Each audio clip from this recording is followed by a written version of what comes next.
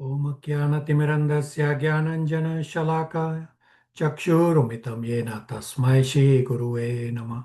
Shri Chaitanya Manobishtam Stapitam Yena Bhutale Swayam Rupa Kadamayam Tadati Swapadantikam Vande Aham Shri Guru Shri Utapadakamalam Shri Gurun Vaishnavamscha Shri Rupam Sagrajatam Sahagana Raghunathanvitam Tam Sajivam Sadvetam Savadutam Parijan Saitam Krishna Chaitanya Devam Shri Radha Krishna Padan Sagana Lalita Shri Vishakhanvitamscha He Krishna Karuna Sindhu Teen Bandhu Jagatpate Gopesha Gopika Kanta Radha Kanta Namastute Tapta Kanchana Gaurangi Radhe Vindavaneshwari Vishabhanu Devi Pranamami Hari Priye वाञ्छकल्पतरुभ्यश्च कृपासिन्धुभ्यैव च पतितानां पावनेभ्यो वैष्णवेभ्यो नमो नमः। जय श्री कृष्ण चैतन्य प्रभु नित्यानंद श्री अद्वैता गदाधर श्रीवासादि गौर भक्तवृंद। हरे Krishna Krishna Krishna Hare Hare Hare Ram Ram Ram Hare Hare. Hare Krishna, thank you all for coming.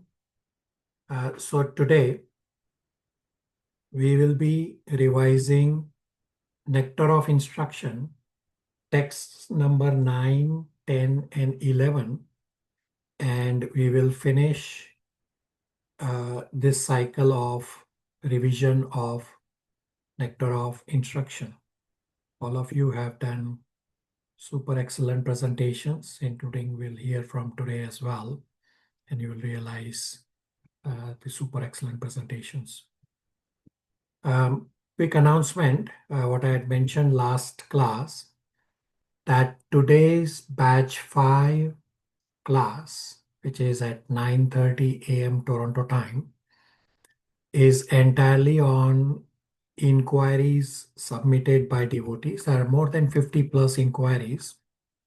One of the inquiry is how to read Srila Prabhupada's purports specifically for Srimad Bhagavatam.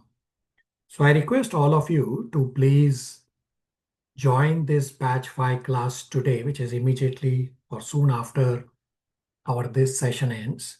So 9:30 a.m. Toronto time. Or if you cannot join virtually, then try to get the recording to listen to that specific question. I mean, all questions are really important. You have like 50 plus questions, and you can imagine they are all practical questions. So very useful. I highly recommend to all of you to please join or listen to the recording. Any questions, comments, realizations?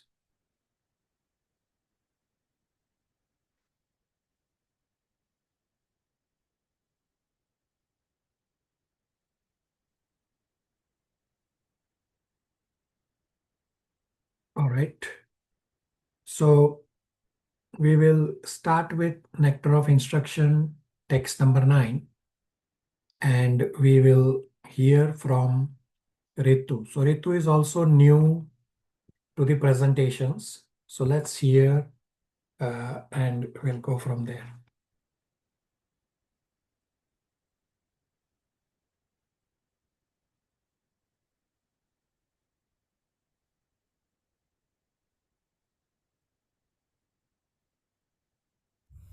Hare Krishna Prabhuji, Hare Krishna everyone.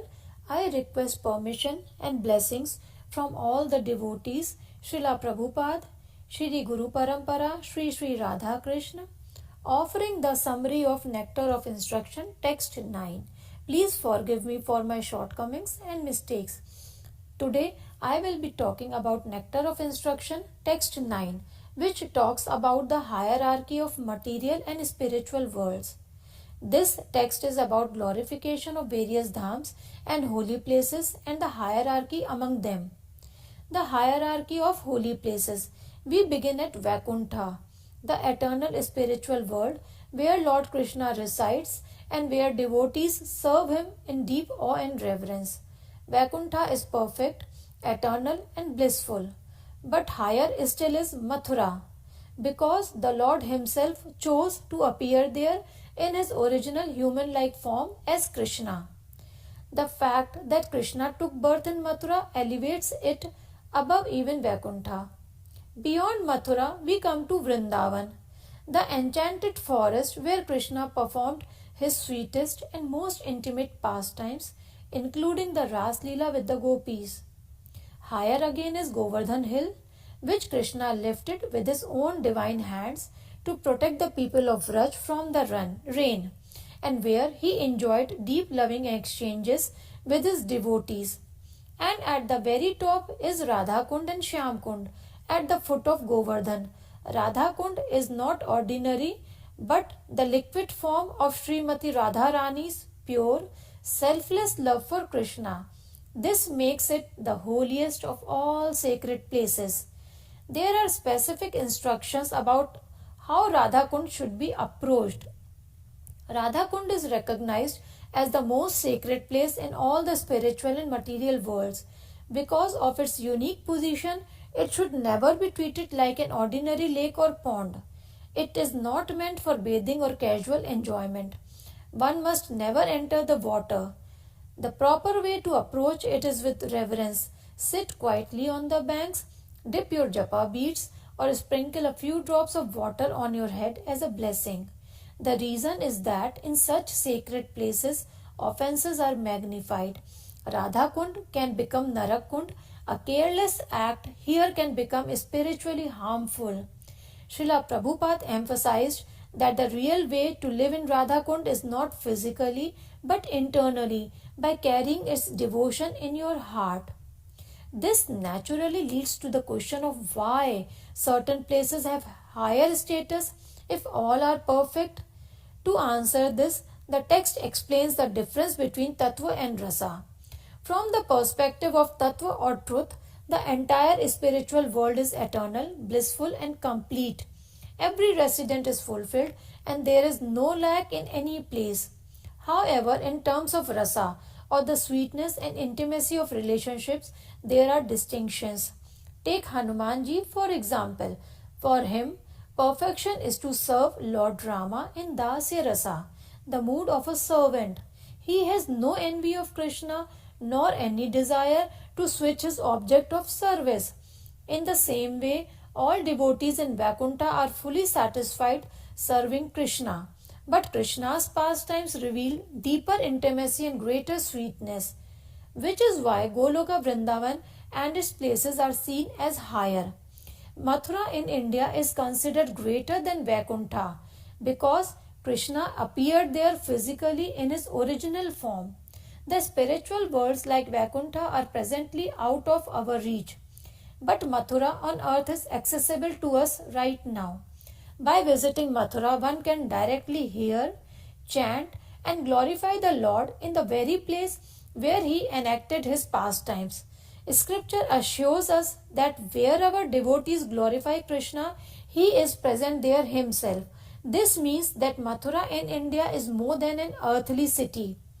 It is itself a doorway into the spiritual world. At this point, some may wonder if these dhams are spiritual, why do we still see material impurities there? Let's address that next. Misunderstandings about holy dhams. Many visitors notice things like dirt, sewage, hogs, and commercialization in dhams like Mathura and Vrindavan. This can raise doubts. How can such places be the doorway to the spiritual world? The answer lies in our own level of perception. It can be compared to a computer system. Without the required access rights, you only see the outermost layer of data. Similarly, with material consciousness, we perceive only the external, physical environment of the dham. Advanced devotees, however, whose hearts and senses are purified, gain the adhikar, the right of access. They can perceive the true spiritual nature shining through. Let's now pivot to looking at Vrindavan, but not just a place, but also a mood. Vrindavan as place and mood. Vrindavan exists both as a sacred geography and as a state of devotion. A devotee may leave Vrindavan physically, but the mood of Vrindavan, centered on constant remembrance of Krishna, remains alive within them. Srila Prabhupada, though he left Vrindavan to preach in the West, he carried Vrindavan everywhere he went and established its mood around the world. For advanced devotees, outer circumstances matter less. Even in a city, they create Vrindavan if their heart remains absorbed in Krishna's service. Here are some important guidelines to visit a holy dham. We should prepare our consciousness before traveling. During the journey, avoid wasting time on material entertainment. Instead, read scriptures, listen to lectures, and focus on Krishna's teachings. After arriving the dham, approach it in a mood of service, not sightseeing. Seek the association of Brajvasis, the residents of the Dham, who live deeply absorbed in Krishna consciousness. Use all your senses for Krishna's service. Hear his pastimes, chant his names, take prasadam, and serve devotees. Even if you shop or carry out necessary tasks, do so under the guidance to avoid being distracted by material attractions. We should remember the real purpose of a dham visit is purification and connection, not external tourism. There are certain ways to manifest Vrindavan in our home. One does not always have to go on pilgrimage to live in Vrindavan.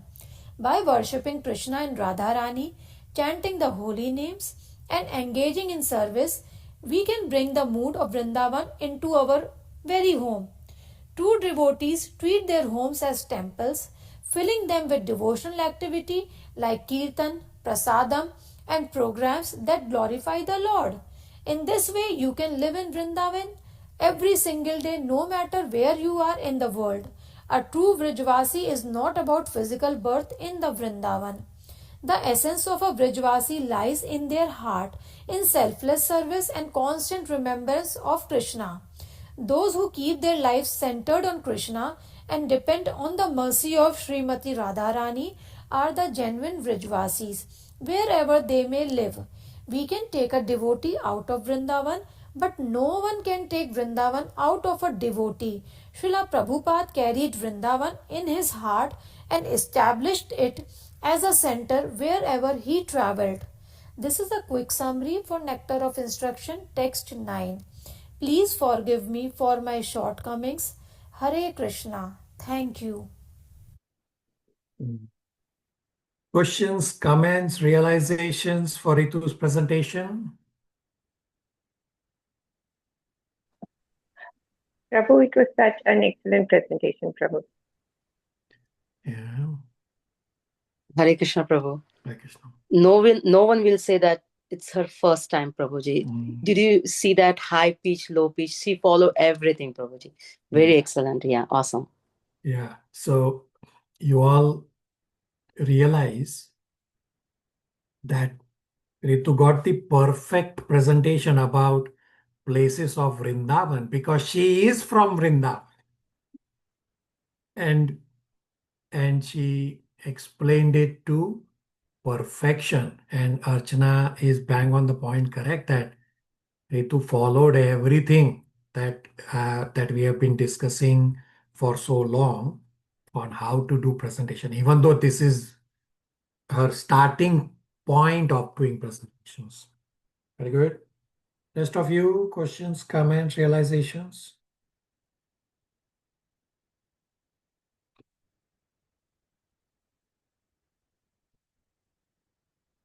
So, Prabhuji, I have a question. Mhm. When we talk about this spiritual world, we talk about it start with Divya Jyoti, right, Prabhu?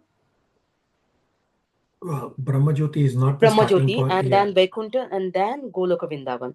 correct. So now in this presentation, I was listening that Mathura is the higher place because Krishna took a birth in a human form there. Yeah. But we give always a more important on Vrindavan Dham, right? They are all identical, right? It's so the hierarchy is given in text number 9 that you have Mathura, you have Vrindavan, you have the forest of Vrindavan, you have Govardhan, you have Radha Kund. So they are all spiritual world in different hierarchies based on different activities that have happened. Like Mathura, Krishna took birth. Radha Kund is at the highest level of Madhurya Rasa, as well as the forest also. He has intimate pastimes. So they are all at the spiritual level, just different activities and different rasas being exchanged. Mhm. Yeah. So, Prabhuji, the Vaikuntha Lok and Goloka Vrindavan, it's like a different means. Yeah, it's like we live in the earth. So someone prays to Ram and Sita, and some pray to Lord Krishna and Radharani. So in the it's the same only there. Where is the difference? Some devotee pray to Radha Krishna, and some of them pray to Ram and Sita Ma. So depends on your rasa. You can pray to any one of Krishna or Krishna's incarnations. It will depend on your rasa in terms of your destination. Obviously, if your rasa is that of a Madhurya rasa, then you are not going to be attracted to Lord Ram, because Lord Ram is Maryada Purush, and generally you will be in the mood of awe and reverence. So if your mood is of awe and reverence, you will go to Goloka Vrindavan. So Goloka Vrindavan is like mm, so many planets, just as we have planet Earth. There are Uh-huh. many planets Uh-huh. in Goloka Vrindavan. In Canto 3, Lord Kapila is described that Lord Kapila resides in Vaikunta, and Lord Kapila's mother, Devahuti, also attained Vaikunta. So it's described that in Vaikunta Loka, one of the planet or one of the globe where Lord Kapila resides, Mother Devahuti attained that particular planet in Vaikunta. And I mean, with awe and reverence, you can always worship Krishna also, it doesn't stop you. But normally, those who worship Krishna, either way, they can worship in awe and reverence or in mood of love. So if your worship is in the mood of love, then you will attain Goloka Vrindavan. And Goloka Vrindavan is also lot of planets. Mhm. Does that help you? Yes, Prabhuji. Yes. That's what I wanted to know. Yeah, it's a lot of planet with a different mood. Okay. Yeah. Yeah. Hari Bol. Very good.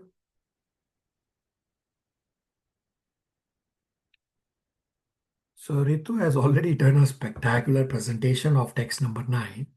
In theory, I don't need to do presentation. My presentation is not going to be as good as Ritu's presentation. Since we agreed, I will also briefly talk about the presentation of text 9. But future listeners should just listen to Ritu's presentation instead of my presentation, because Ritu's presentation is spectacular. Ritu's Vrindavan mood was obvious from Ritu's presentation. As Ritu said, you can take a devotee out of Vrindavan, but you cannot take Vrindavan out of devotee. And exactly what was there in Ritu's presentation, that Vrindavan was very obvious in Ritu's presentation. All right, let me briefly talk about text 9. So text number 9, 10, 11 of Nectar of Instruction are about glorification. Text number 9 talks about the hierarchy of various dhams. Text number 10 talks about hierarchy of various spiritual seekers. And text number 11 talks about Radha Kund. Hierarchy in the spiritual world has to be understood in terms of rasa. In terms of tattva, the whole spiritual world is eternal, whether it be Vaikuntha spiritual world or Goloka spiritual world, they are all eternal. And everyone in the spiritual world, either Vaikuntha or Goloka, they are all liberated souls. Therefore, everyone is perfect and everyone is happy.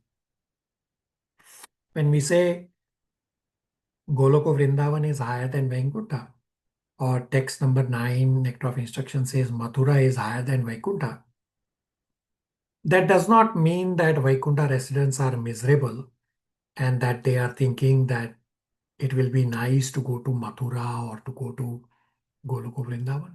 No. They are all perfect and they are all happy in their respective awe and reverence mood. From the point of Tattva, they are all perfect.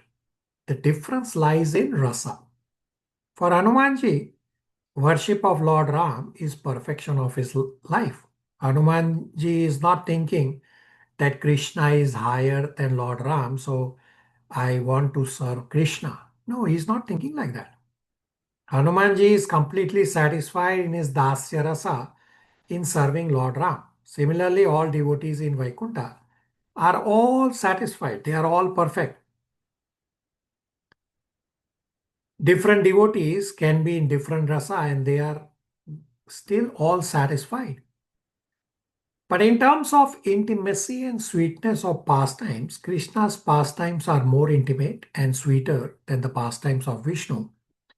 This is in terms of rasa. Mathura is considered higher because Krishna appeared in Mathura. Krishna exists in the spiritual world and Krishna also appeared in Mathura. Lord appearing at a particular place makes the place special. Right now, spiritual world is not accessible to me, but Mathura in the material world is accessible to all of us. Vaikuntha is elevated, but I cannot attain Vaikuntha right now. I don't have access to Vaikuntha. I don't have access to the heart of great yogis unless I become a great yogi. But we all can join association of devotees where they are glorifying Krishna, and there we can relish Krishna's glories. Hence the Lord is saying that I am present where my devotees are glorifying me. Similarly, Mathura is spiritual world itself. It has become accessible to all of us in the material world. Now, there's a question that we say that Vrindavan, Mathura are spiritual world.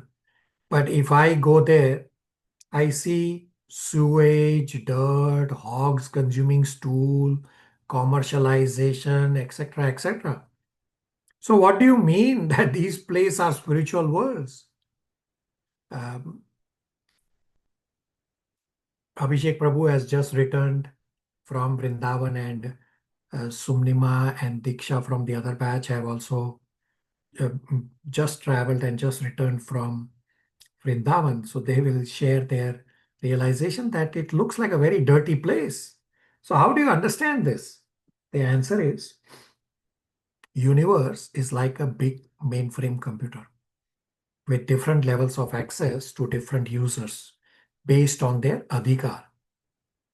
With my material consciousness, impure senses, impure heart, when I go to the Dham, I see things only at material level, even at Dham.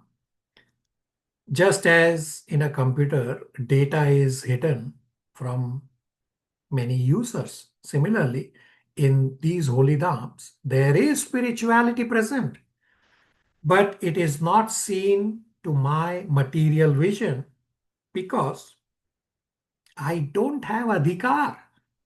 Therefore, I am not given access. Therefore, I personally have never traveled to these holy dhams because I don't qualify. Now, advanced devotees have access to spirituality because they have become purified. Now, the question becomes then, what do we do when we go to the dham? How can we develop that spiritual perception? And many devotees who have traveled to holy dhams have got this instruction by having a quick chat with me on what to do and what not to do when you visit the holy dhams. The answer is that we integrate scriptural description with sensory perception and pray for spiritual revelation. So first, we have to see with the ears, meaning we have to hear. We go to the holy dham to associate with Vrajvasis and to hear with Vrajvasis how they are completely absorbed in Krishna. Second, we need to perceive with our senses so that we are engaging our senses in Krishna's service. Rishikena Rishikesha Sevanam Bhakti Ruchate. Bhakti means to engage our senses in service of Krishna. Although I may not perceive the holy dham right now with my sensory perception, but I still do service. We go to the holy dham and perceive. Actually, it is not so much of perception, but it is sensory service for purification. Service and purification happens through perception. Hence, we use our senses at the dham to do service. Abhishek Prabhu did this, Somnima and Diksha from the other batches, and many other devotees have followed all these processes of going there to hear from Brajvasis and to do services. Vrindavan is a place where Krishna performed most intimate pastimes. Hence, higher than Mathura is Vrindavan for the very intimate pastimes in the 12 forests of Vrindavan. Govardhan rendered intimate service to Krishna because Krishna used Govardhan as an umbrella for protection. For gopis, who are themselves the greatest of devotees, the gopis call Govardhan as an exalted devotee.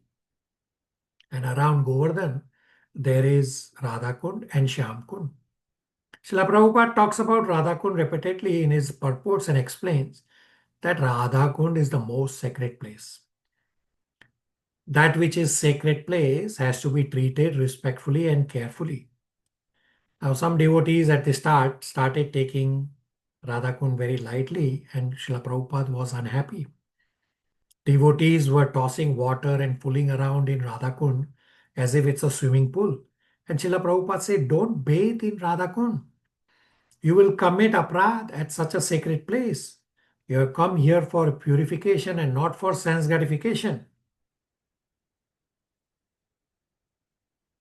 So by this point about don't bathe, Srila Prabhupada wants to send a strong message that don't have this careless attitude because this is inappropriate. Srila Prabhupada's desire has been that we should take shelter of Radhakund. Taking shelter of Radhakund is not just by bathing. You can just take few drops from Radhakund and sprinkle on your head as mercy, or you can dip your japamala. But shelter of Srimati Radharani and Radhakund is in the mood of selfless service. Such selfless mood is also there in Srimati Radharani. As we have discussed that for most of us, it is not practical to reside at Radhakund. And we may take the holy place cheaply and commit aparadh also, because of which Radhakund, the most sacred place, will very easily become Narakund. Srila Prabhupada taught us that we stay in our heart at Radhakund and at Vrindavan. Essentially, staying in Vrindavan, staying at Radhakund is more a matter of mood, of selfless service. When we cultivate the mood of selfless service and devotion, that will give us residence at Radhakund. Questions, comments, realizations?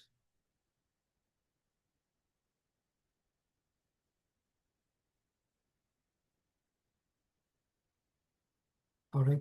Shivangi will start reading Nectar of Instruction, text number 9, translation.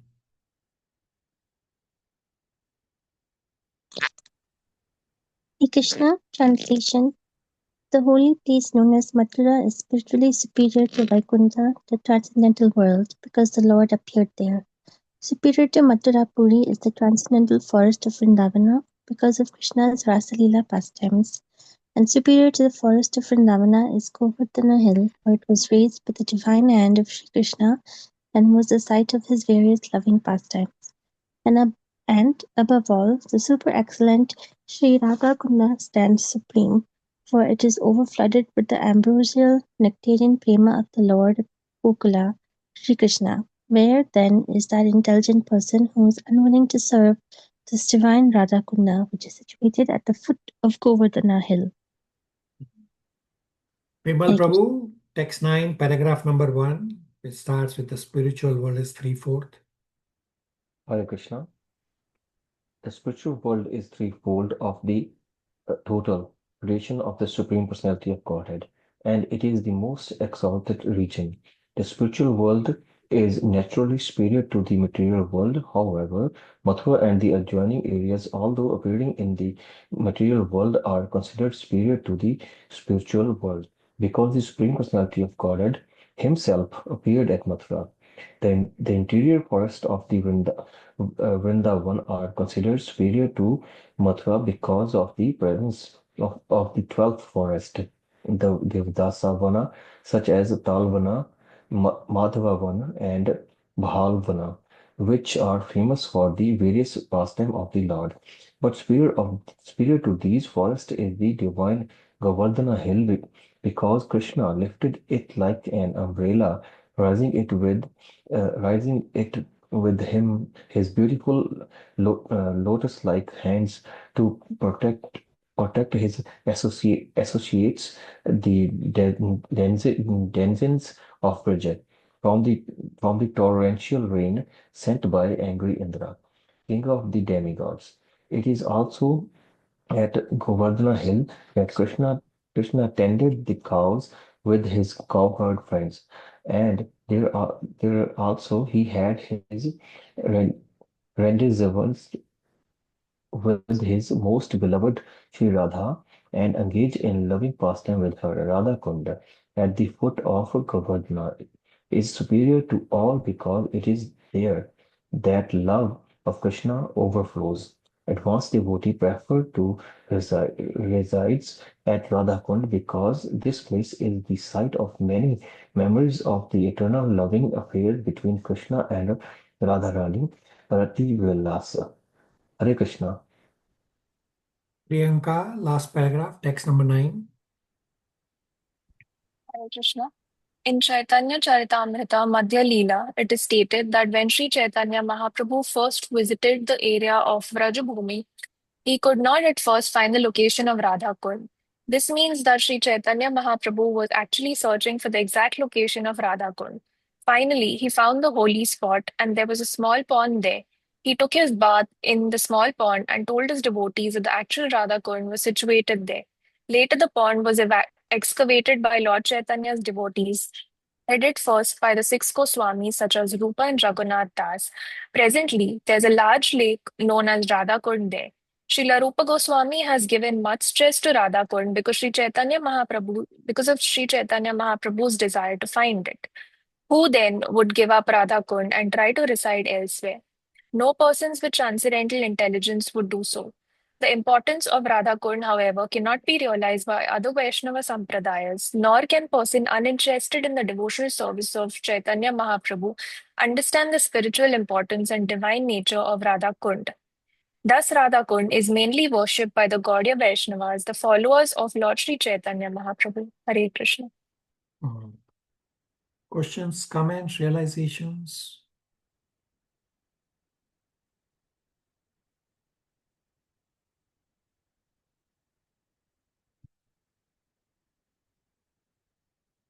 All right. Let's discuss text number 10, Matan Prabhu. Hare Krishna. I'm seeking the blessing and permission of all of you. My Shiksha Guru, His Grace Rama Das, my spiritual master, His Grace Vaiseshika Das, Srila Prabhupada, the entire Guru Parampara, and Sri Sri Radha Krishna. I would like to humbly speak on Nectar of Instruction, text 10. I pray that whatever I share may be pleasing to the devotee and to their lordship, and that it may purify my own heart. All glories to Srila Prabhupada, all glories to Sri Sri Radha and Krishna. Srila Rupa Goswami explains 6 categories of people, each representing a level of spiritual evolution. So I will describe the characteristic of each category from the lowest to the highest. First one is Vikarmi. Their characteristics are they are an act against the scriptural injunctions and pursue a sinful life. Live like animals in human body, focus only on eating, sleeping, mating, and defending. Such action lead to lower birth, like animals, trees. Reference 16, Bhagavad Gita 16:23 verse. Those who act without scriptural direction never attain perfection or happiness. Motivated by selfish desire, they do not reach the supreme destination. Next level described here is the karmis. They perform karmahanda ritual with a material motive for prosperity, heaven, or enjoyment. Within a dharmic framework, they follow Vedic regulations.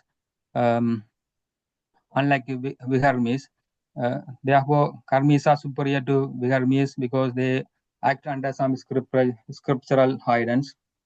However, Haidava Dharma, cheating religion, materialistic religiosity must be given up because it keeps one bound to the material world. Gradually, sincere karmis can progress toward higher understanding.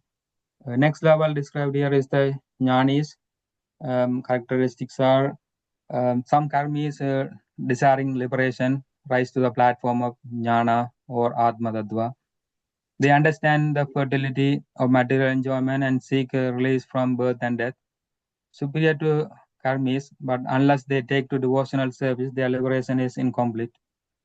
It takes many births for such jnanis to become devotees. Bhagavad Gita verse 7:19. Often practice meditation and they do not this, aiming to empty their mind, but without devotion, realization remains dry and impersonal. Next level described here is the bhakta, devotees engage in sadhana bhakti, following rules and regulations of devotional service, perform hearing, chanting, and service to Krishna with a call of purification. By constant practice, they progress to the stage of pure devotion. Their devotion is personal and filled with affection toward the Lord. Next level described here is the gopis, pure, spontaneous devotees. Gopis of Vrindavana embody the highest selfless love for Krishna. They care only for his happiness, expecting nothing in return. They cannot forget him for even a moment. Their devotion is prema bhakti, pure, unmotivated, and unconditional. The gopis are considered the most exalted devotees. Next level is the topmost devotee, Srimati Radharani, the supreme embodiment of pure love for Krishna. Even Krishna himself cannot fully understand the depth of Radharani's love. She represents the highest perfection of devotion. Krishna appeared as Chaitanya, Lord Chaitanya, to experience her love for himself. In this way, Srila Rupa Goswami concludes that Srimati Radharani is the most exalted devotee of Krishna, and her Kunda, Sri Radha Kunda, is the most exalted of all holy places. Therefore, everyone interested in Krishna consciousness should ultimately take shelter of Sri Radha Kunda and engage in devotional service there throughout the life. Okay, I will end by briefly describing the appearance of Sri Radha Kunda. First, we need to understand the story behind Syama Kunda. But the story goes like this. One day, a powerful demon named Aristathura, sent by Hamsa, came to Vrindavana in the form of a gigantic bull. His roar shook the earth, and the residents trembled in fear. Lord Sri Krishna, ever the protector of his devotee, fought the demon and killed him effortlessly. After Krishna killed Aristathura, the gopis led by Srimati Radharani teased him. "Oh Krishna, you killed a bull. That is like killing a cow. You have committed a great sin. Don't come near us until you purify yourself by bathing in every holy river." Hearing this, Krishna smiled and replied playfully, "You all saw me kill the bull, didn't you? That means you also share the sin. So you too must purify yourself." Gopis laughed and refusing to accept his reasoning. They said, "You alone did the killing. We are innocent witness." Okay, but Krishna insisted jokingly, using his divine logic to turning their words back to them. Okay, this playful exchange led to the appearance of Shyamahunda and Radhakunda. And what happened is, after Krishna formed Shyamahunda by striking the ground with his heels, the sacred water of all holy rivers, Ganga, Yamuna, Saraswati, appeared and filled it instantly. The gopis were astonished to witness this divine act. Srimati Radharani smilingly said, "My lord, I shall make a lake even more beautiful than yours." She and her Sakhis began to dig a pond beside the Shyamahunda with their golden mangle. Though they worked tirelessly, there was no water. Moved by her love, the holy rivers personified appeared before Radharani and humbly requested, "O Queen of Vrindavana, please allow us to fill your lake as well." With her merciful glance, Radharani consented, and thus the sacred water flowed into the Radhakunda and creating a most divine and enhancing lake. Krishna then declared, "After anyone who bathes in Radhakunda and serves it with devotion will attain pure love for me. The rarest treasure of all." So yeah, that's it. Yeah, that's all for my presentation. Thank you. Please forgive me for any shortcomings. All right, very good. Thank you for sharing the background details for Radhakund and Shyamkund. Questions, comments, realizations for Matan Prabhu?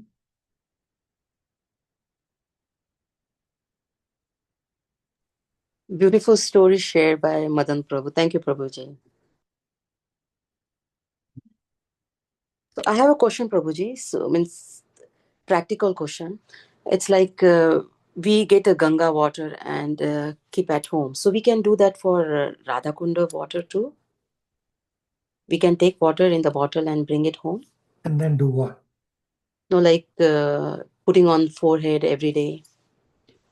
Yeah, you can. There's nothing wrong. So at the Toronto temple, Radha Gopinath, I'm trying to recall the name of the devotee.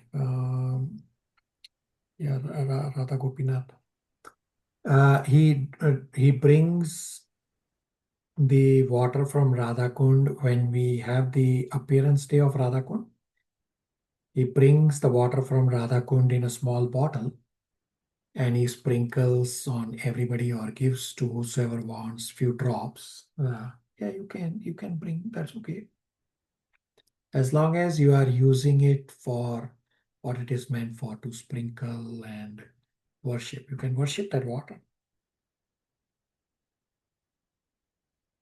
Thank you, Prabhuji.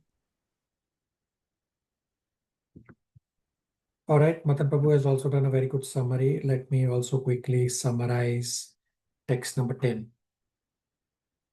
So text number 10 talks about the hierarchy of various levels of people. The previous text number 10 was hierarchy of various places. Text number 10 is about hierarchy of various people.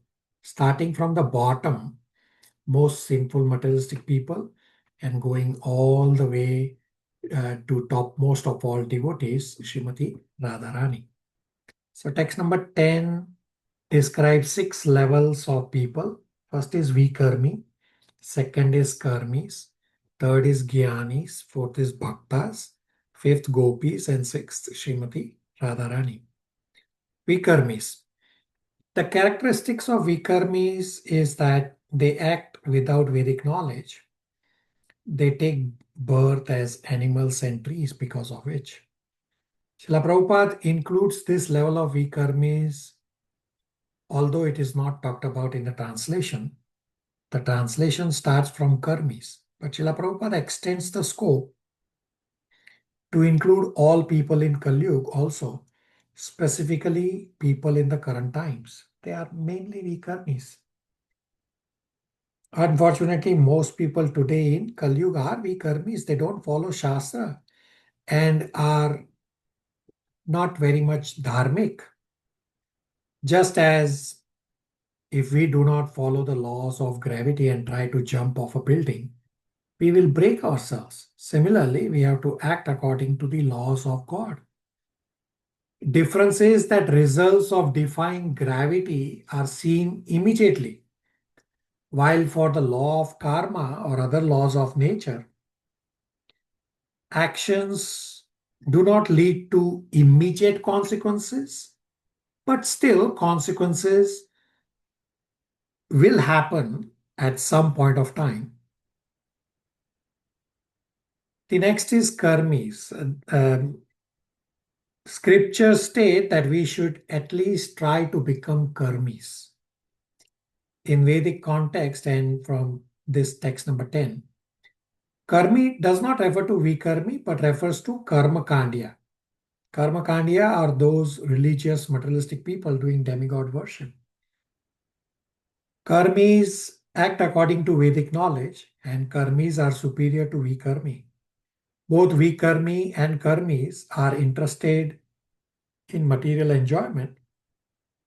Difference is that karmis focus on getting material enjoyment within dharma by following scriptures. This is, of course, better because karmis are on the path of gradual elevation. Srimad Bhagavatam 1.1.2 calls such karma kanda dharma as kaitava dharma, cheating religion.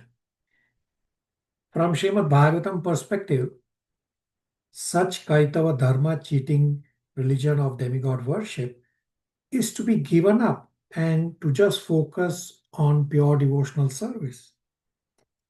For people in general who are not at the level of practicing Srimad Bhagavatam and pure devotional service, for them karma kanda is important. Karma kanda or varnashram system provides a social arrangement by which they can progress materially and spiritually. Next is jnanis. Those karmis who start seeking moksha, liberation, because they have understood that this world is temporary, they go on to become a jnani. Jnanis come to the platform of jnana and atma tattva. Jnanis know that fruitive activities bind us in the material. Jnanis are superior to karmis. Unless jnanis take to devotional service, they still stay in ignorance level, and as is described in Bhagavad Gita 7.19, that it will take many lifetimes for a jnani to elevate and come to the point of recognizing that Vasudeva and devotional service to Vasudeva is everything. So jnani's practice is just contemplation. They do meditate. They want to empty their mind and consciousness of all materialistic sinful thoughts and simply want to focus on Atma Tattva. Next is bhaktas. Bhaktas perform devotional services under regulative principles, and by such practice, bhaktas go on to become pure devotees. In this hierarchy, Srila Prabhupada has included devotees who are seekers and devotees who are seers. Seeker means they have started practicing devotional service as sadhana practice.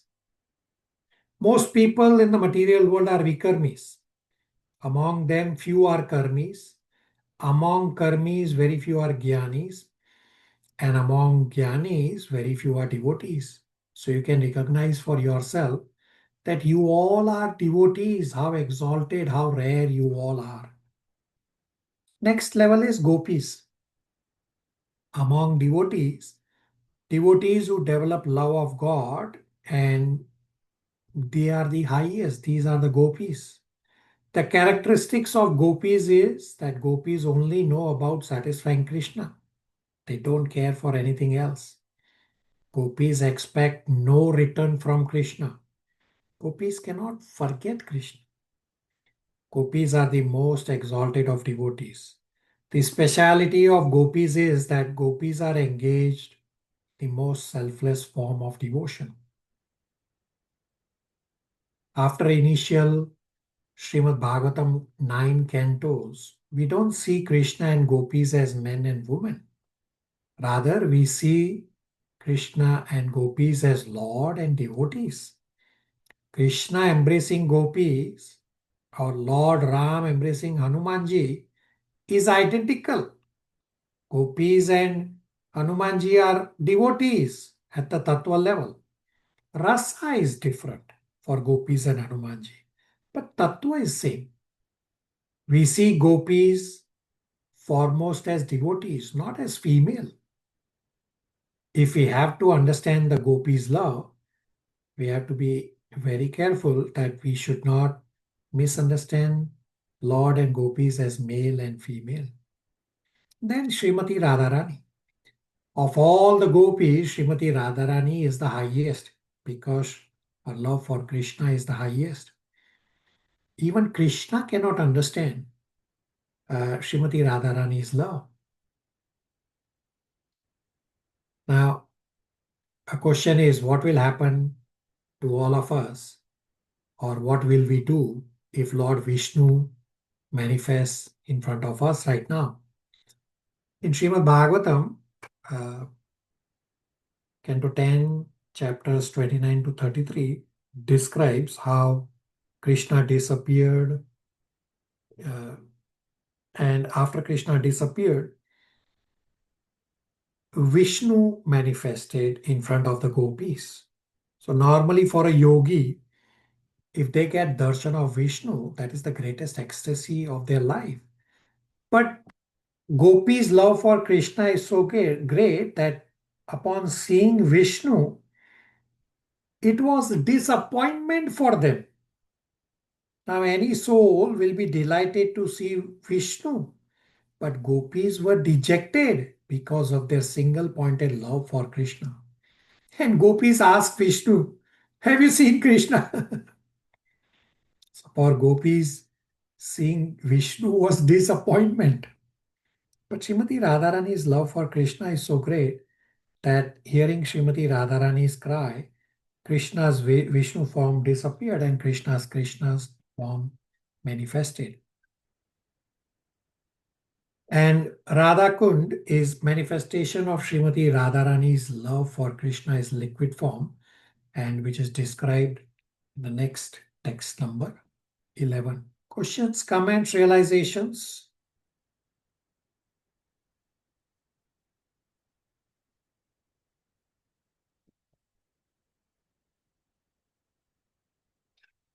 Divya will read text number 10, translation.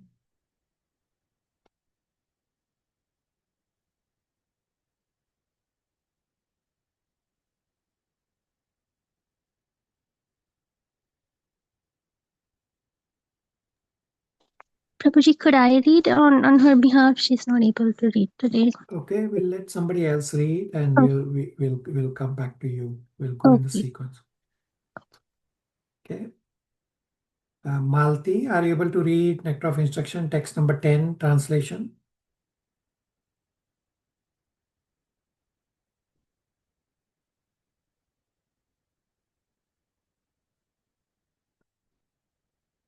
All right, Chandran Prabhu, text number 10, translation. Hare Krishna. Text 10, translation. In the Shastra, it is said that of all types of fruity workers, he who is advanced in knowledge of the higher values of life is favored by the Supreme Lord, Hari. Out of many such people who are advanced in knowledge, Jnanis, one who is practically liberated by virtue of his knowledge, may take devotional service. He is superior to the others. However, one who has actually attained prema, pure love of Krishna, is superior to him.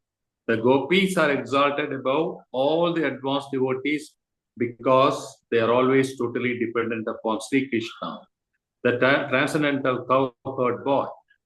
Among the gopis, Srimati Radharani is the most dear to Krishna.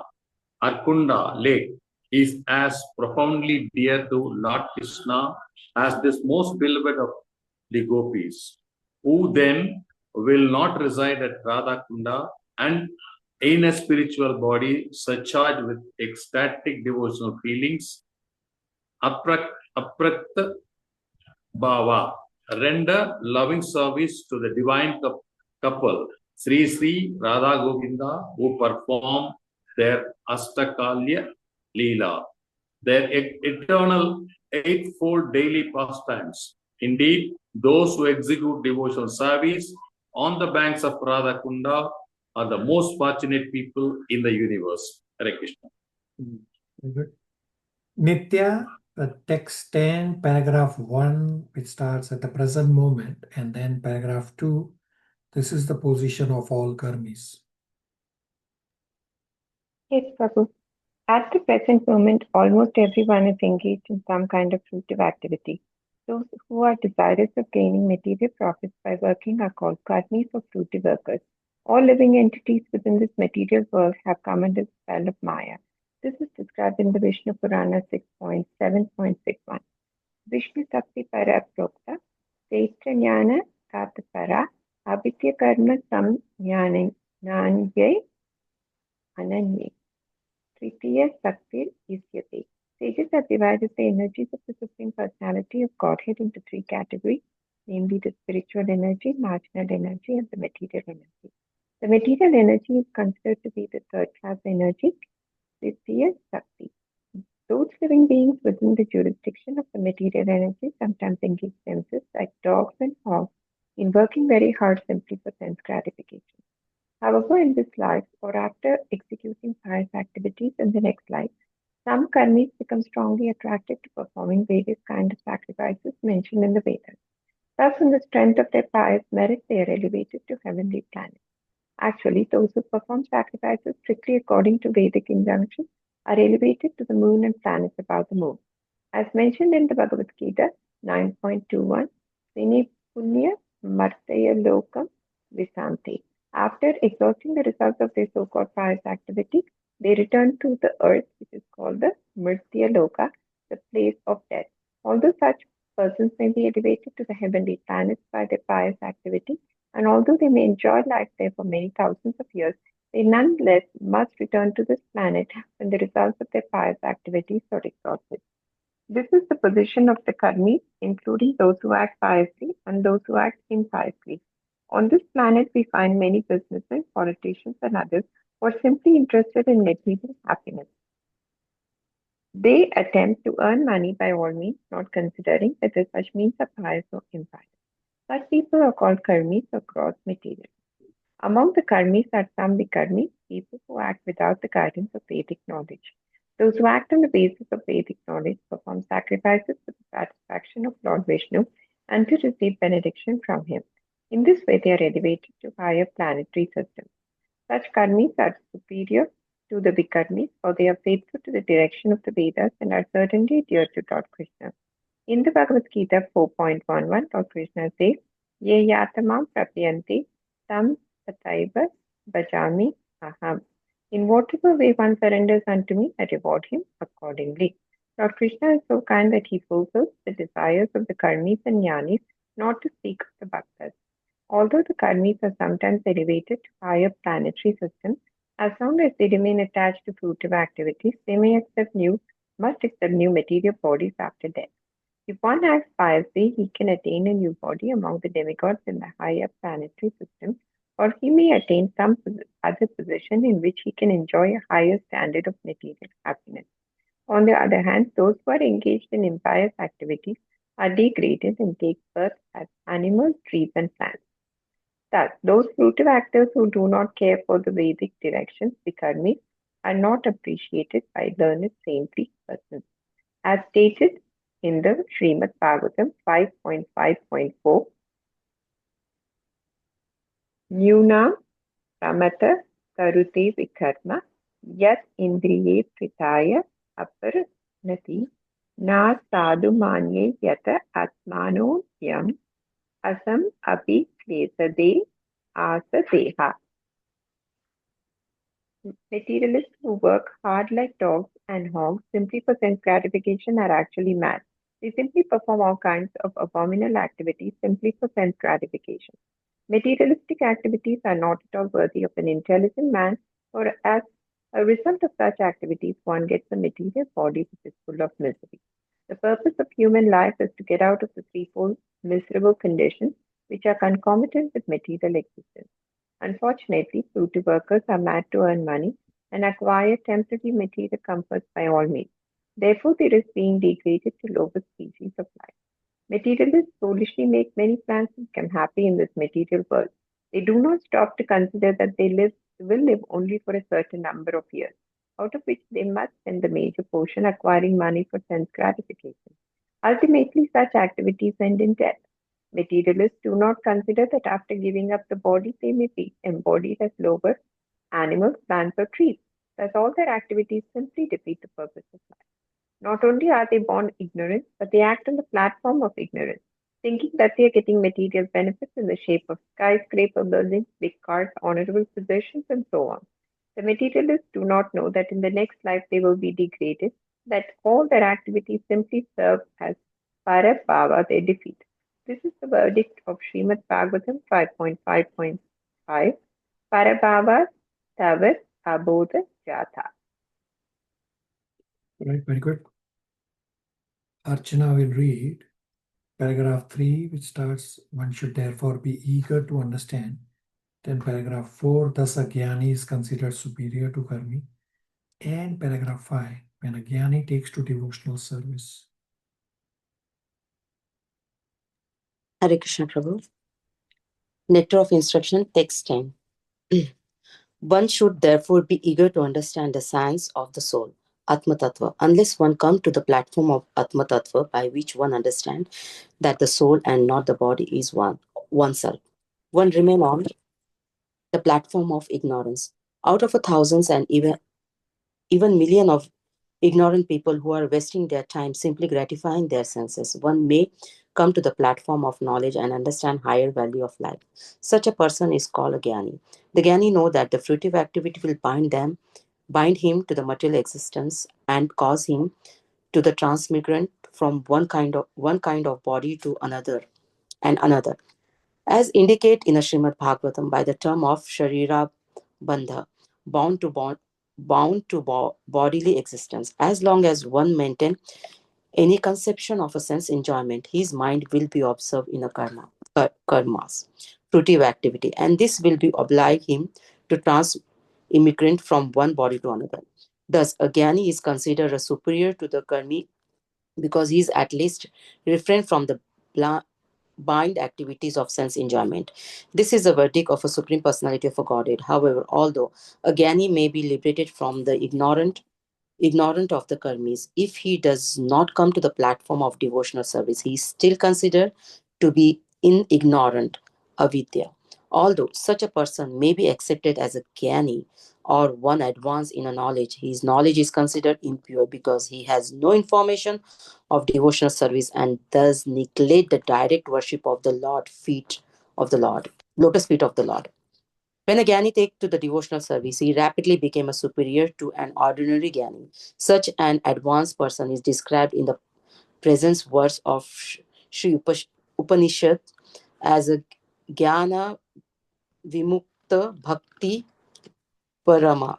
How is Jnani take to the devotional service is mentioned in the Bhagavad Gita 7.19, where Krishna says, Bahunam Jnanamam Ante Jnanavam Mam Prapadante. Vasudeva Sarvam Ite Sa Mahatma Surulabha. After many birth and a death, he who is actual in a knowledge of surrendering unto me, knowing me to be the cause, all that is such a great soul in a very rare. After taking to the devotional service under the regulative principle, a person may come to the platform of a spontaneous love of Godhead, following in the footsteps of a great devotee like Narada and Sanaka and Sanatana. The Supreme Personality of a Godhead then recognize him to be a superior. The devotee who have developed love of Godhead are certainly in an exalted position. This one, continue Prabhuji, right? All right. Shivangi will now read on behalf of Divya the last paragraph Of all the devotees, the gopis are recognized as superior till the end. Yes, Prabhuji. Of all these devotees, the gopis are recognized as superior because they do not know anything other than satisfying Krishna. Nor did the gopis expect any return from Krishna. Instead, sometimes Krishna puts them into extreme suffering by separating himself from them. Nonetheless, they cannot forget Krishna. When Krishna left Vrindavana for Mathura, the gopis became most dejected and spent the rest of their lives simply crying in separation from Krishna. This means that in one sense they were never actually separated from Krishna. There is no difference between thinking of Krishna and associating with him. Rather, Vipralamba Seva, thinking of Krishna in separation as Sri Chaitanya Mahaprabhu did, is far better than serving Krishna directly. Thus, of all devotees who have developed unalloyed devotional love for Krishna, the gopis are most exalted, and out of all of these exalted gopis, Srimati Radharani is the highest. No one can excel the devotional service of Srimati Radharani. Indeed, even Krishna cannot understand the attitude of Srimati Radharani. Therefore, he took her position and appeared as Sri Chaitanya Mahaprabhu just to understand her transcendental feelings. In this way, Srila Rupa Goswami gradually concludes that Srimati Radharani is the most exalted devotee of Krishna and that her kunda or lake, Sri Radha Kunda, is the most exalted place. This is verified in a quotation from Laghu Bhagavatamrita Uttarakanda 45 as quoted in Chaitanya Charitamrita. Just as Srimati Radharani is dear to the Supreme Lord Krishna, Vishnu, so her bathing place, Radhakunda, is equally dear to Krishna. Among all the gopis, she alone stands supreme as the Lord's most beloved. Therefore, everyone interested in Krishna consciousness should ultimately take shelter of Radhakunda and execute devotional service there throughout one's life. This is the conclusion of Rupa Goswami in the 10th verse of Upadeshamrita. Hare Krishna. Very good. Questions, comments, realizations? Hare Krishna Prabhu. Krishna. How can we help one who's in the jnani stage? Can we do anything to help expedite them to reach the stage of bhakta? In any way, can we help them? Yeah, give your association, give them prasad, give them um, uh, some opportunity for service, and talk to them about the glories of Krishna. So Gyanis don't know anything beyond Brahman effulgence. So you can explain to them 14.27 Bhagavad Gita that Krishna is the basis of Brahman effulgence as well. So give them prasad, engage them in services, and explain 14.27, and little by little they will come to their realization. Thank you, Prabhu. Just to follow up, let's just to say the person who's in the jnani phase has now reached the point of accepting Lord Buddha, and Lord Buddha is an incarnation of Lord Krishna. Do you think they will continue to progress to reach, or with Lord Buddha, they more feel that they have to give up all attachment, give up all sense enjoyment, and they focus on the principles of Lord Buddha? Do you think they're making progress? So it's not a black and white answer. It depends on the individual, whether they're making progress or not. So Lord Buddha, even though he's incarnation of Krishna, Lord Buddha did not give any specific teachings. Lord Buddha was there for a specific task to get people out from meat eating that was very rampant at the time. So they don't really go anywhere. They don't really advance. Yes, they may advance to, say, living a life in the mode of goodness. But there isn't really much of teachings that Lord Buddha gave. I mean, even when Lord Buddha was asked about the soul, he stayed silent. It's not that he did not know. He just had come for a very specific task of getting people out of meat eating. They were misusing or misinterpreting Vedas to satisfy their tongue's taste. So devotional service is ultimate. All other paths are intermediate paths. Nitya? Yes, Prabhu, so true. So they need the mercy of Lord Krishna or Lord Krishna's devotee, right, to get them to this. Thank you, Prabhu. Right. All right. Text number 11. Sumnima is going to present. So Sumnima is also new to presentations. Let's hear from Sumnima and see her presentation on text number 11, Nectar of Instruction. Hare Krishna everyone. Seeking permission and blessing from all devotees, Srila Prabhupada and Sri Sri Radha Krishna to be able to speak on Nectar of Instruction, text 11. So, among all the beautiful gopis of Vraja, Srimati Radharani is the dearest to Krishna. Just as she is the most precious to him, her lake Sri Radha Kund is equally dear to him. Radha Kund is extremely rare to attend, even great devotees find it very difficult. So why is Radha Kund considered so special? Because it belongs to Srimati Radharani, who is the most beloved of Krishna. So Krishna's love for Radha Kund and for Radharani is the same. Since this lake is so rare and exalted, even great devotees struggle to attain it. So scripture says that bathing in Radha Kund can awaken pure love for Krishna in our hearts. However, as we have discussed in our previous classes of Nectar of Instruction, we should not personally try to bath in Radha Kunda. Instead, the proper practice for us is to respectfully dip our japa beads in the Radha Kund, take a single drop of its sacred water and sprinkle in our head. This way we can receive its mercy in a very humble mood. Srila Bhakti Vinod Thakur explained that Radha Kund is the most perfect place for advancing in devotional service under the guidance of Radharani's companion. Srila Bhakti Siddhanta Thakur also noted that great sages like Narada rarely get such fortune.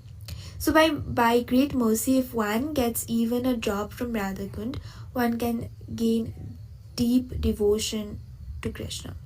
So in conclusion, the highest perfection is to live near Radha Kund, serve there with devotion and observe one heart in service of Radharani under her companion. But for us, the humble and practical approach is to honor Radha Kund from distance, receive drop of its mercy, and cultivate devotion through service and chanting. Hare Krishna. Questions, comments, realizations for Sumnima's presentation on text 11?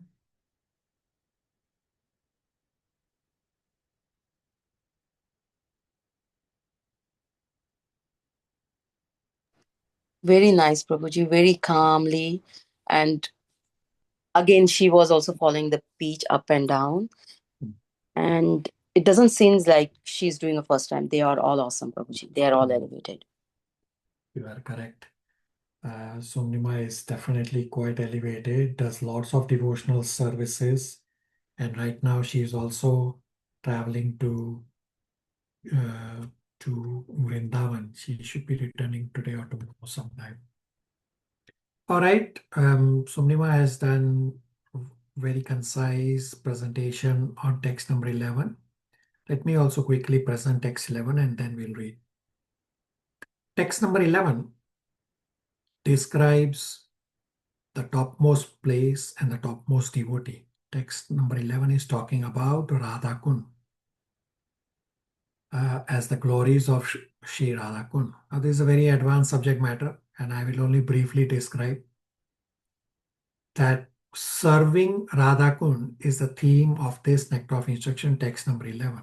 Not just staying physically at Radha Kund, not bathing in Radha Kund, rather serving Radha Kund and serving the Vrajvasis who serve Radha Kund. Now, why Radha Kund? Because Radha Kund belongs to Srimati Radharani, and Srimati Radharani is the most beloved of gopis. Both Srimati Radharani and Radha Kund are most treasured objects of Krishna's love, and it is very rare to attain.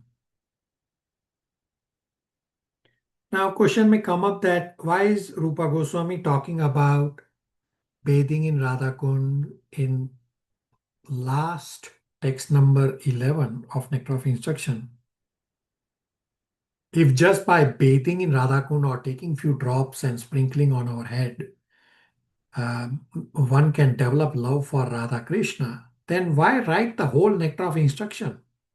If one statement of go and bathe in Radhakund and serve at Radhakund should have been good enough. The answer is, by applying the instructions of Nectar of Instructions initial text, we become progressively purified. After purification, we are devotionally prepared in our consciousness. Then if we go to Radhakund for services, then we become stimulated with love for Krishna. Yes, Radhakund has the potency, but at the same time, there are other principles for us that we need to first apply and purify ourselves. So going to Radhakund or these holy dham places is not for sightseeing purposes, rather is for purification. As we discussed today in text number 9, we heard from Ritu that how to be able to see the spirituality at dham is by scriptural description plus sensory perception of service complemented by praying for spiritual revelation. Till spiritual revelation happens, we go to the dham primarily for purification and for service. Therefore, when we go to Radhakund, the attitude of service has to be there. Service attitude is very important when we go to Radhakund.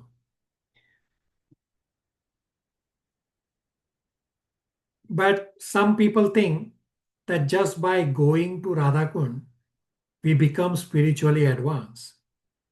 Therefore, some people are eager to stay at Radhakund and then they tell others that, oh, I stayed at Radhakund.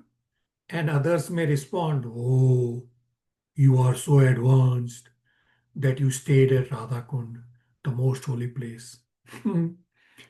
So Bhaktivinoda Thakur did not entertain such pretentiousness. Bhaktivinoda Thakur jolts us out that staying at Radhakund does not make you elevated. Bhaktivinoda Thakur says that those who stay at Radhakund but have not controlled their senses, specifically if they do immoral activities at Radhakund, then Radhakund will soon become Narakund for them. Sinful activities are bad, but sinful, immoral activities at holy places are worse. On top of all this, sinful and immoral activities at holy place while pretending to be a pious person are the worst of all. And therefore, Bhaktivinoda Thakur jolts us out of our devotional fantasies that just by going to Radhakund is something wonderful. Yes, it can be, provided we have proper consciousness. Otherwise, improper consciousness can make Radhakund into Narakund. Radhakund has the potency, but also requires our purity. Otherwise, if we go to Radhakund with impure heart, we will be dragged down. Therefore, Acharyas have cautioned us that we go to Radhakund with proper consciousness. The Prabhupada has said, don't bathe in Radhakund. And Srila Prabhupada has this cautious that leave our own immoral activities, even just casual swimming and tossing of water, playing in water of Radhakund. Srila Prabhupada says all these are inappropriate. Now, who can serve at Radhakund? Those advanced in devotional service or devotional mood or with service attitude can serve. They have to follow the Sakhis and Manjaris serving at Radhakund and serve the Sakhis and Manjaris. Radhakund is so great and so rare that even advanced devotees like Srila Narad Muni, Saunaka, they find it difficult to attain. Only the greatly fortunate can attain the Radhakun. Now, how do we serve Radhakun? We serve under the maids in loving service of the Lord. So those who are Sakhis and Manjaris residing around Radhakund, they're doing service. We serve these serving maids. The important point is that if we live our life to cultivate the right mood, then we will get the benefit of Radhakund. The right mood is the mood of service, selfless service. The result is we will get pure love of Krishna, just as gopis are selfless.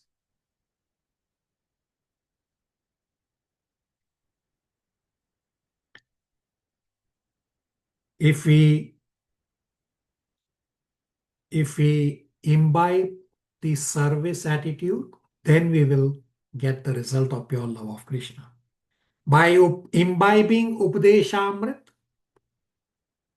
we will thus go back home, back to Godhead, and we will return to shelter of Srimati Radharani, and we will serve in the spiritual world under the supervision of Srimati Radharani.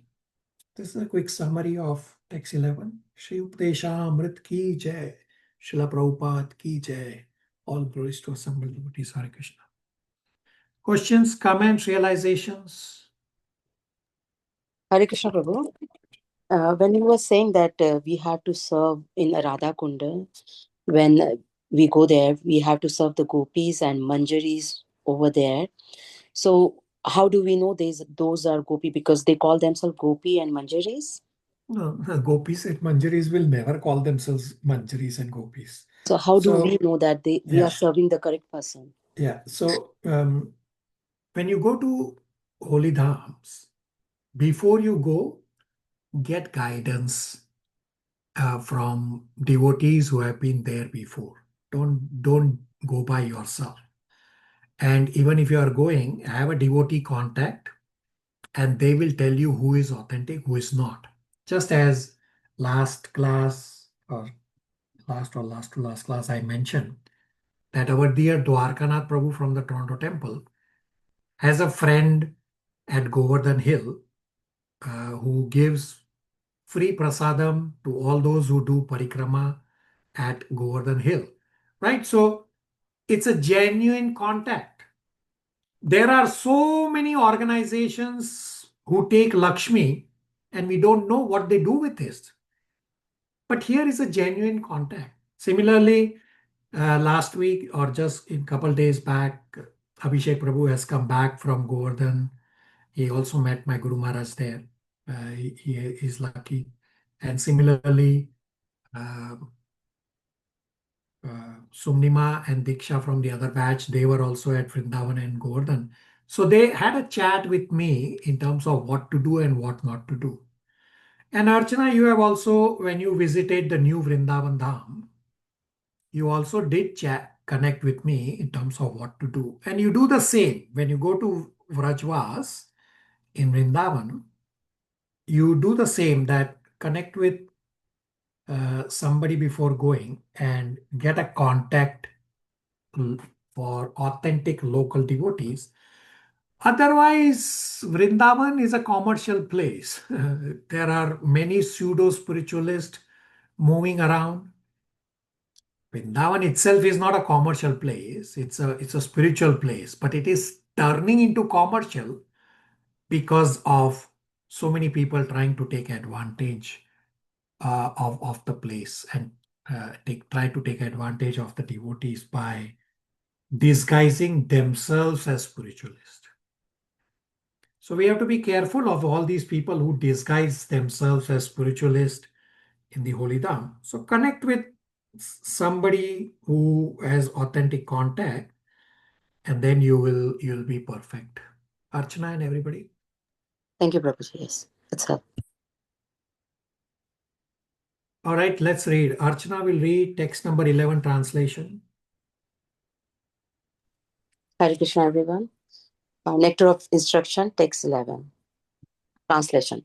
Of the many objects of the favor, delight, and of all the lovable damsels of Vrajabhumi, Srimati Radharani is certainly the most treasured object of Krishna's love. And in the every respect, her divine kund is described by the great sage as similar dear to him. Undoubtedly, Radha Kunda is very rarely attained even by the great devotees. Therefore, it is even more difficult for the ordinary devotees to attain. If one simply bathed once within those holy water, one's pure love of Krishna is fully aroused. Hare Krishna.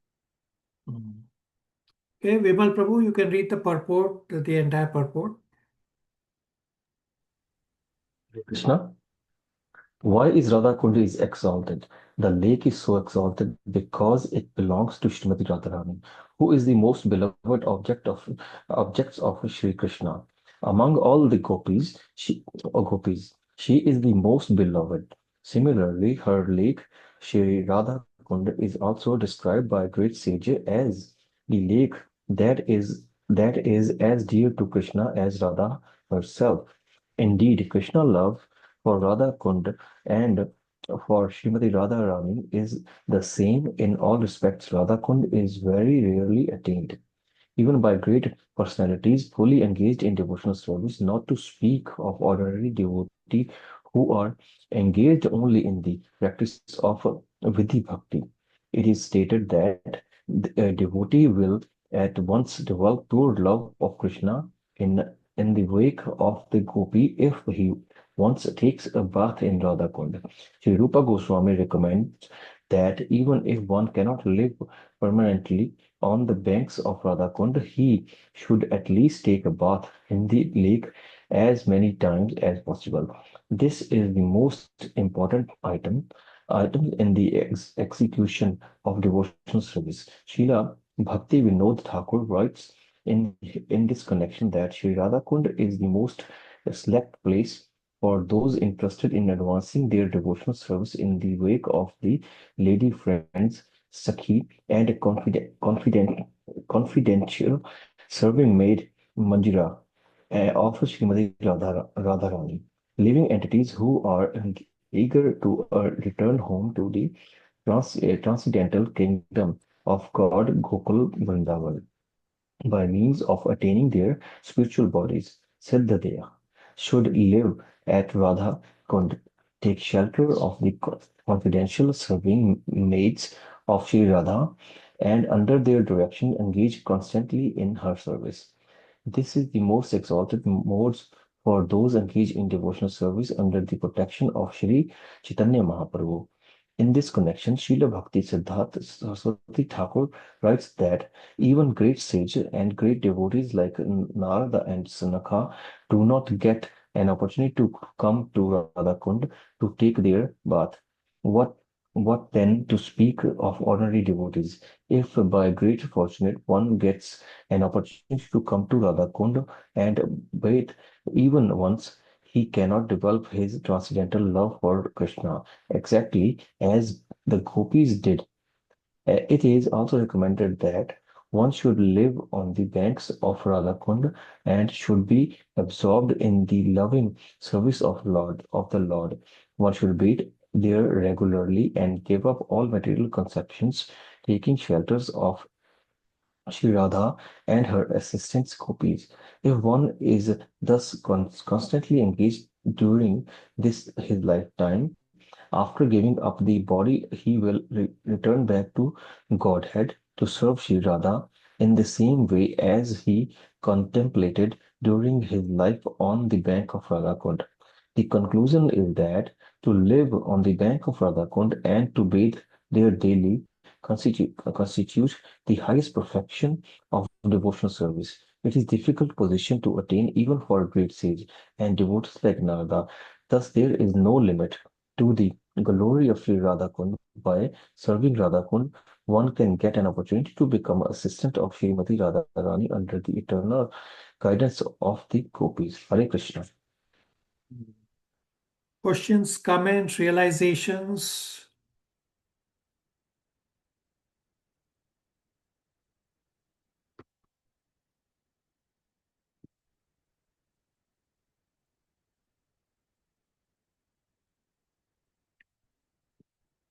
So we have completed Nectar of Instruction revision. I thank you all for your endeavor in presenting. I request all of you to please give me feedback on anything you want me to add, change, so that I can serve you all better as well as serve the next batches accordingly as well. From next week, we'll be revising Srimad Bhagavatam Canto 1. So I have on screen the schedule. Now there is still one spot available for next week. Now we did discuss that everyone will make their choices. Somehow what you say in class doesn't translate in reality. It's only few devotees who have put their names across other tabs as well. So everyone can just pick the presentation slots one after the other, rather than me having to remind you again and again and again. So please make your selection for the leftover spot as well as for the future weeks of revision of Srimad Bhagavatam Canto 1 during this auspicious month of Kartik that is starting from 8th of October, Wednesday.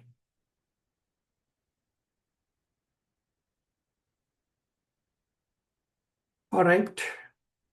Any questions, comments, realizations, anybody?